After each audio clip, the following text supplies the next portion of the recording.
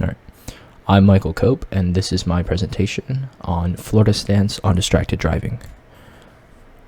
Now, obviously, it's not really Florida's fault that there's a complete indistinction between streets and roads in America, and it's very, very unsafe to drive here because of this, with vehicles going at 45 to 55 miles an hour while there's turns every 200 feet. It's absolutely absurd. However, we can't really fix this in the now. It would take decades of infrastructural change, which is probably never going to happen.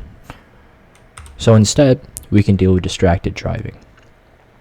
So in Florida, distracted driving currently affects texting, which in Florida's case is the sending of multiple characters or symbols, and that doesn't really cover all of distracted driving, nor does it even cover all of using your phone.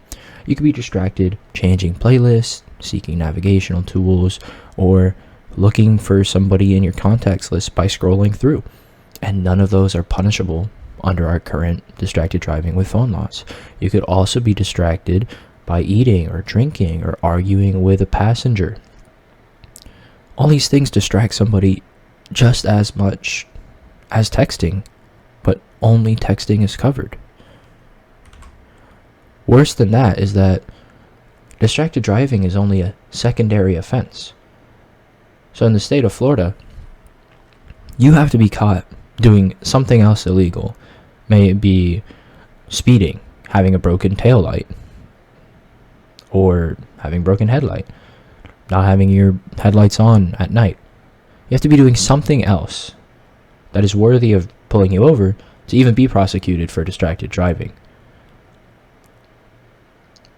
And we already know that distracted driving is pretty hard to prosecute for because it doesn't cover that much. There are many loopholes, like using your phone for navigation, but that's still a distraction. Even still, the consequences for distracted driving are very little. On your first offense, you're only charged $30. And on your second offense within 5 years, $60 fine and 3 penalty points against your license.